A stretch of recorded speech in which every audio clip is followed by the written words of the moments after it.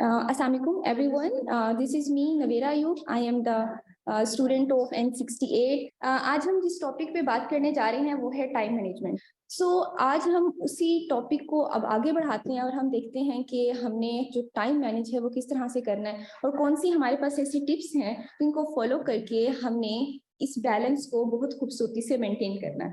वो जिस तरह से शायद कहते हैं कि कुछ काम थे अपनी मर्जी के, कुछ काम फकत मजबूरी थे, फिर वक्त बहुत ही थोड़ा था और सारे काम जरूरी थे।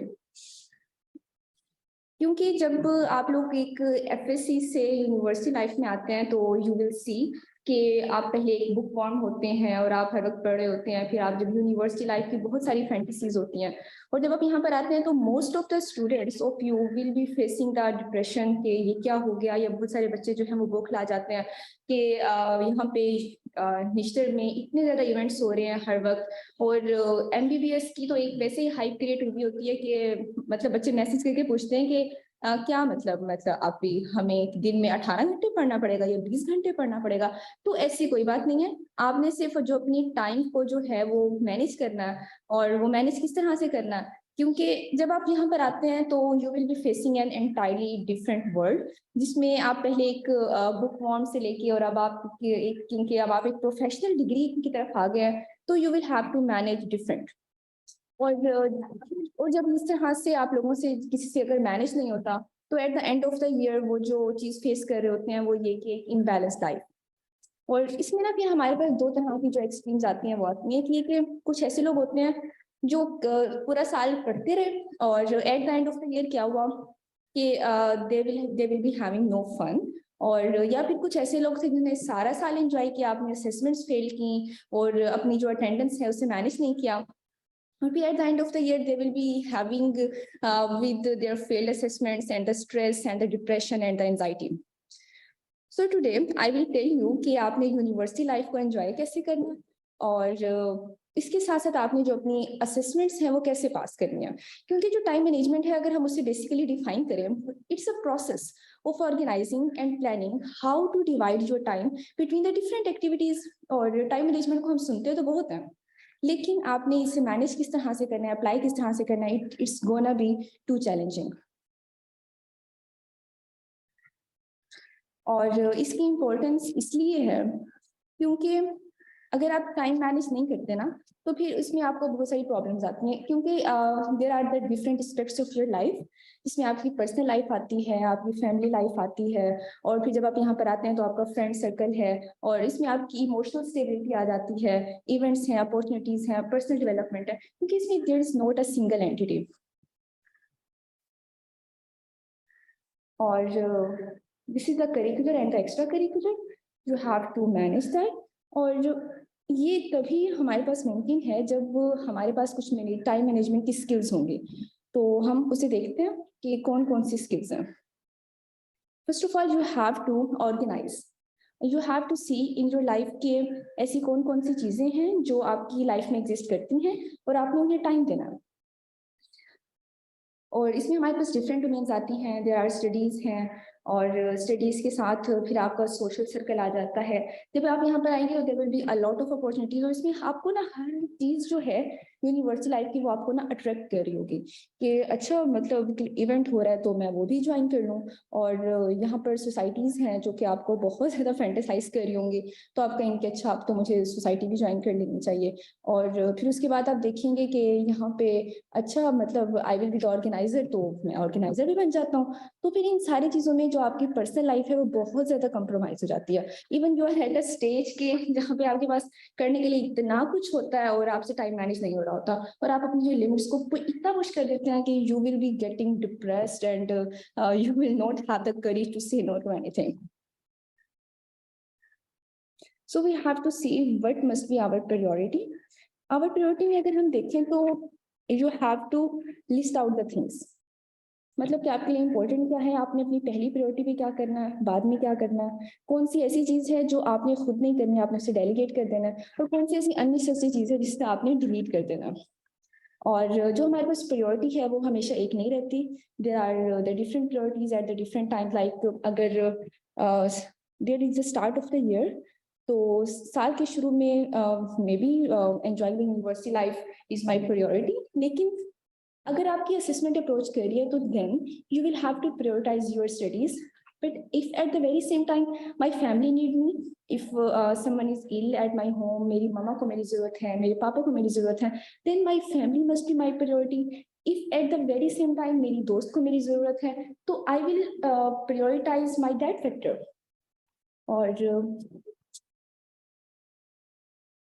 at the very same time, if you are feeling emotionally unstable, और आप एक ऐसी स्टेज पर हैं कि जिसमें you need yourself, if you are thinking कि you are unable to manage this and that, तो फिर at that time you must prioritize yourself, and और आपने इस चीज़ से hesitate नहीं करना कि अगर मैं इस चीज़ को मना कर दूंगी, if I will say no, तो फिर क्या होगा, मतलब अगला बंदा नाराज हो जाएगा, जो मेरी दोस्तें हैं वो मुझसे नाराज हो जाएंगी।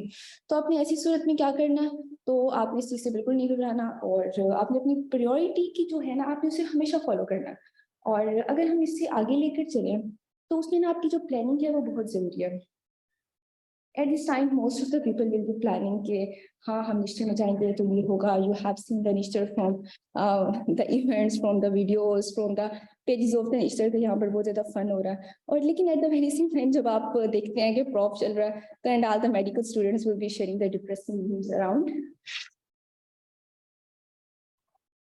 सो आपने ना जब आना है तो आपने ना अपनी प्लानिंग करके आना है कि what's your importance and what are your interest and, और आपकी जो कैपेसिटी है वो क्या है, और आपकी एबिलिटी क्या है, और आप अपनी जो लिमिट्स को कितना पुश कर सकते हैं।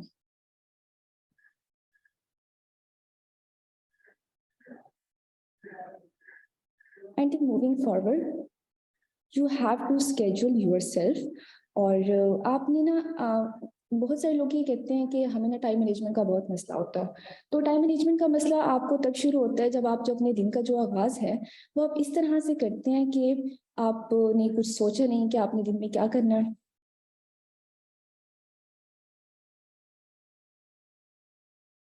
और आप अपने दिन का आगाज इस तरह से करते हैं कि मैंने लाइक आज क्या करना है और मैंने किस तरह से करना है, आपने बगैर सोचे समझे ना अपने दिन का आगाज कर लिया, और आपने कुछ सोचा नहीं। और तो मतलब कि अगर आप यूनिवर्सिटी में आ रहे हैं और आज आपकी टू डू लिस्ट में ये चीज़ें हैं कि मैंने पहले अपने लेक्चर्स लेने हैं, और फिर उसके बाद मैंने ये काम करना है, फिर उसके बाद ठीक है एक इवेंट है तो मुझे उसकी जो मीटिंग है प्लानिंग वो अटेंड करनी है, फिर उसके बाद मुझे घर जाना है, मुझे खुद को भी टाइम देना है, मुझे अपनी फैमिली को भी टाइम देना है, मुझे अपने फ्रेंड्स को भी टाइम देना है।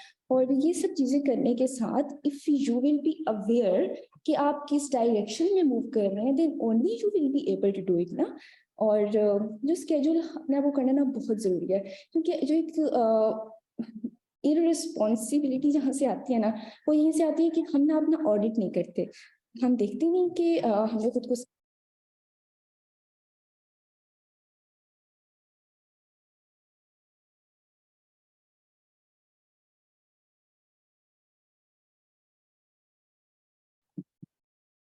ओके सो जब हम इसे नेक्स्ट मूव करते हैं तो हम देखते हैं कि हमारे पास डिस्ट्रैक्शन इतनी हैं, लाइक जब मैं भी यूनिवर्सिटी में आई थी तो मैं जब पढ़ने की कोशिश करती थी तो बहुत सारी डिस्ट्रैक्शंस होती थी। एक दफ़ा तो इस तरह से हुआ कि जब मैं पहली पहली असेसमेंट थी और हमारा चल रहा था स्पोर्ट्स वीक, तो विद इन 1 वीक हमारे पास जो थी वो असेसमेंट भी आ रही थी, तो ना मैंने असेसमेंट के लिए कुछ पढ़ा हुआ था और ये भी था कि मैंने स्पोर्ट्स वीक भी एंजॉय करना है।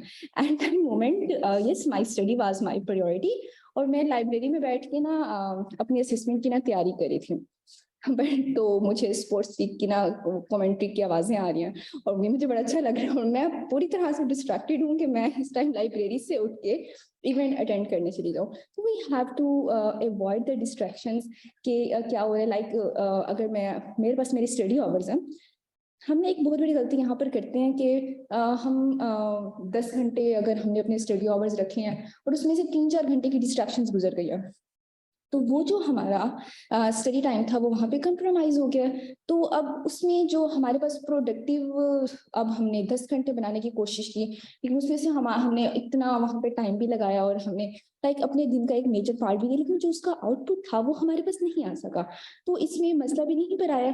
अगर आप अपनी स्टडी को 2 घंटे दे रहे हैं, 3 घंटे दे रहे हैं, लेकिन वो डिस्ट्रैक्शन फ्री है, तो that's gonna be benefit you मोर।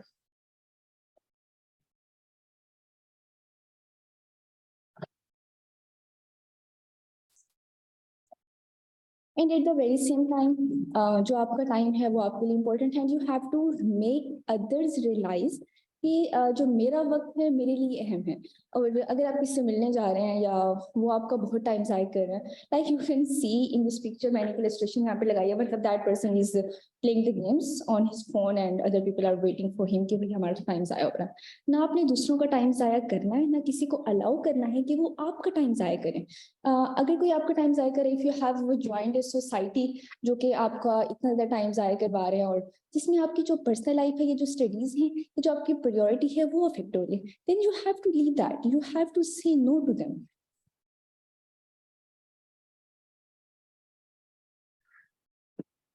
और इसमें से जो अगली हमारे पास अहम बात आती है वो है कि टाइम ऑडिट। अब आपने सारे दिन में कर लिया, अब आपने अपनी चीज़ों को पहले ऑर्गेनाइज किया कि देखा कि मेरी ज़िंदगी में कौन कौन सी चीज़ें हैं जिससे मुझे वक्त देना है। उसमें फैमिली लाइफ आ गई, फ्रेंड्स आ गए, यूनिवर्सिटी लाइफ आ गई, स्टडीज़ आ गई, और भी बहुत सारी चीज़ें, आपकी इमोशनल स्टेबिलिटी, आपका पर्सनल टाइम।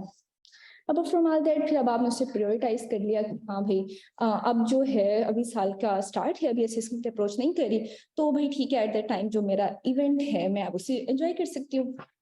फिर मैंने उसे प्लान किया, स्केड्यूल किया कि इतना टाइम मैंने देना है, और फिर उसके बाद बाकी चीज़ें भी निगलेक्ट नहीं की जा सकती। इतना टाइम मुझे अपनी फैमिली को देना है, इतना टाइम मुझे यहाँ देना है। और फिर at the end of the day you have to make your time audit कि मेरे पास दिन के 24 घंटे थे ना। देखिए इस दुनिया में सबको ही जो है वो 24 घंटे मिलते हैं। ऐसा नहीं होता कि if some people are progressing तो उनको जो दिन में है 48 घंटे मिल रहे हैं, या जो लोग हमसे बहुत आगे हैं तो उन्हें दिन में 50 घंटे मिलते थे या 100 घंटे मिलते थे। ऐसा नहीं होता। आपको भी जो टाइम है वो सेम मिलता है, उन्हें भी टाइम सेम मिलता है। और जो रीजन यहाँ पर बनती है ना कि इफ समवन, किसी की जो प्रोग्रेस है वो हमसे ज्यादा है, तो उसमें यही है कि उसने जो अपने वक्त का है वो बेहतर इस्तेमाल किया था।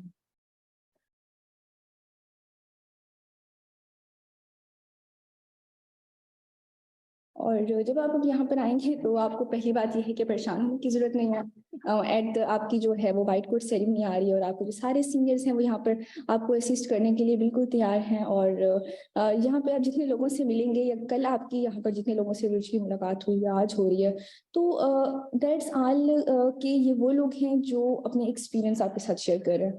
अगर एंड 4.5 year बैक या 2 years बैक, 3 years बैक, जब ये सब लोग यहाँ पर आए थे तो दे वर जस्ट अ न्यूबी। जिस तरह से आप हैं, हमारे जहन में भी उसी तरह के सवाल थे जिस तरह से आपके जहन में हैं, और हमारे सीनियर्स ने भी हमें इसी तरह से गाइड किया। And today you must feel blessed कि आपके जो इंस्टीट्यूट है वो आपको इतना ऑन कर रहा है, और वो आपको इतनी ज़्यादा लिबर्टी दे रहा है कि जो आप अपने सवाल हैं वो हमसे कर सकें।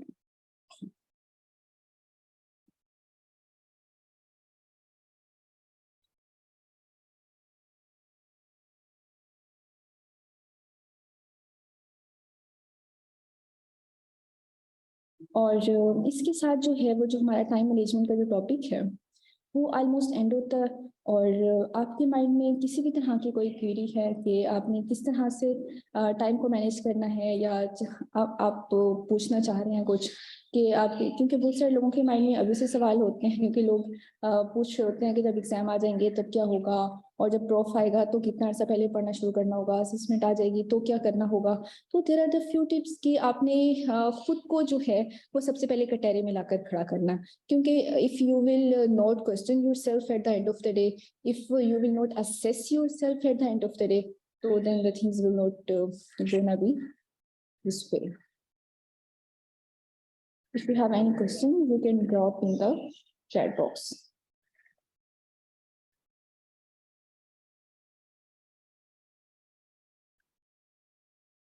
यहाँ पर एक क्वेश्चन आया हुआ है हुजैफा। हुजैफा का वो पूछ रहे हैं, neglecting university hours, how much hours should we give to our studies? It depends upon कि आपका जो स्केड्यूल है वो किस तरह से चल रहा है। नॉर्मली अगर आप अपने दिन का कुछ हिस्सा, इवन 1 or 2 hours अगर आप लेक्चर से ही ले रहे हैं, और अगर आप दिन की 1, 2 या 3 घंटे जो हैं वो प्रोडक्टिव आवर्स हैं, और वो आप दिन में दे रहे हैं, तो इट्स मोर देन इनफ। और लेकिन जब अब फिर आपके असेसमेंट से अप्रोच कर रही होती हैं तो you must be studying at least 2 weeks before your exams. आपने लाजमी पढ़ना शुरू कर देना। और बाकी ये है कि you don't have to burden yourself, थोड़ा थोड़ा साथ लेकर चलते रहें, और जो आपके सिलेबस है वो कवर होना चाहिए, आपके जो कंसेप्ट हैं वो क्लियर होने चाहिए, और इतना ज़्यादा जो है वो खुद को बर्डन अप करने की ज़रूरत नहीं है। और इसके बाद वो पूछ रहे हैं how many hours should we give to the study on the daily basis. जी, इसका जो मैंने आपको जवाब दे दिया है कि अगर आप दिन के 2 से 3 घंटे भी पढ़े तो it's more than enough, you are really going to score very good अगर आप डेली बेसिस पे पढ़ रहे हैं। और इसके बाद लाइवा का क्वेश्चन है,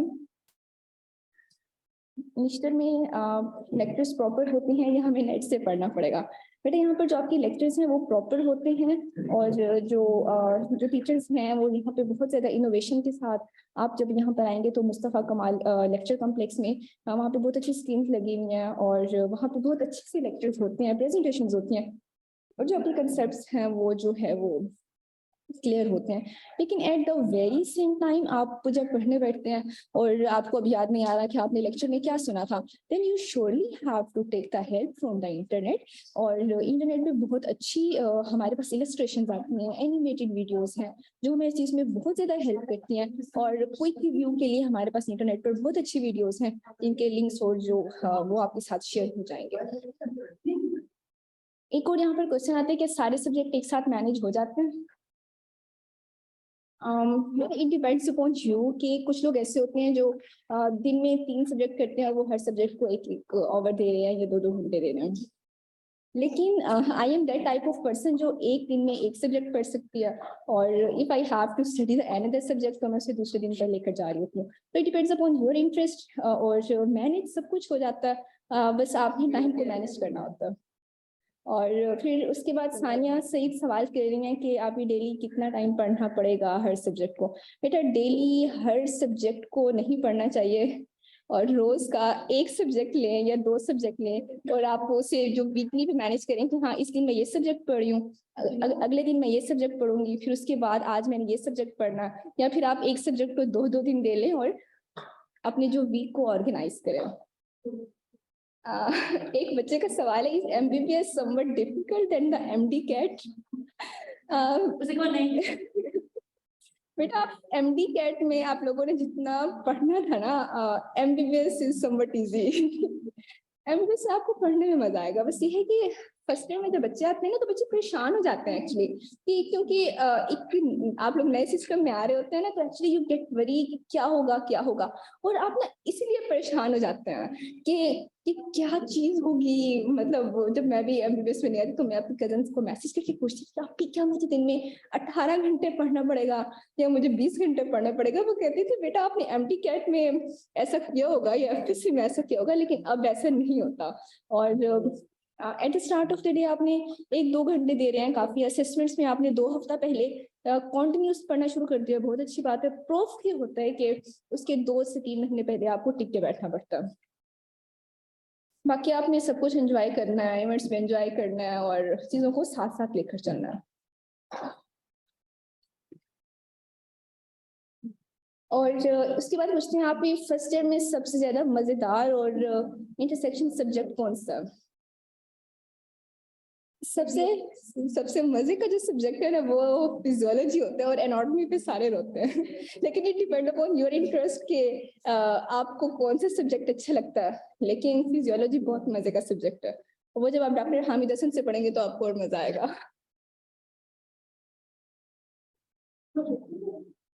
आ, तो यहाँ पे बशीर अजीज सवाल कर रहे हैं, if we fail the first sub stage तो हाउस जॉब अनपेड होगी? बेटा इसका जो जवाब है आपको वैसे खुद मिल जाएगा यहाँ पे, लेकिन सब स्टेजेस फेल होने का आपकी हाउस जॉब की पे से कोई ताल्लुक नहीं है। जब हम लोग यहाँ पर आए थे तो हमें भी मिसगाइड किया गया था कि आपको तो हाउस जॉब की पे नहीं मिलेगी, लेकिन इस चीज से इस बात का कोई ताल्लुक नहीं है।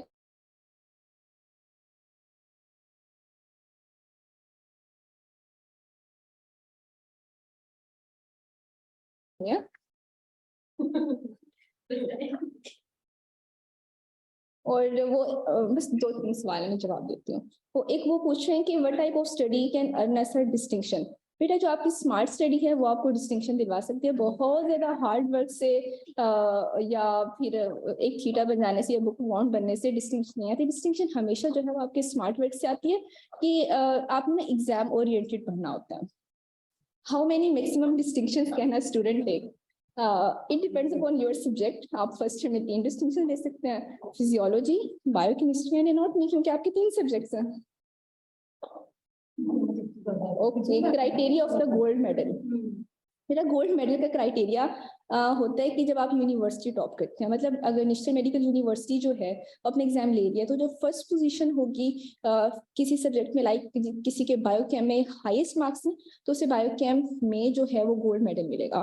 और फिर उसके बाद कि जिसके फिजियोलॉजी में हाईएस्ट मार्क्स हैं, that person will be getting the gold medal. और आप एक साल में 3 गोल्ड मेडल ले सकते हैं depending upon your subject. First year में 3 सब्जेक्ट में, you can get the gold medal 3 overall. MBBS maximum distinctions 17 or 18 27। MBBS में जितने सब्जेक्ट्स होते हैं, 3 फर्स्ट ईयर में, 3 सेकेंड ईयर में, फिर उसके बाद थर्ड ईयर में आपके 4 सब्जेक्ट्स हैं, फोर्थ ईयर में 4 सब्जेक्ट्स हैं, और जितने सब्जेक्ट्स हैं आप उसमें डिस्टिंक्शन ले सकते हैं। और अगर आपके हर सब्जेक्ट में जो है वो हाईएस्ट मार्क्स यूनिवर्सिटी में आ गए हैं तो आप जो है वो गोल्ड मेडल ले लेंगे।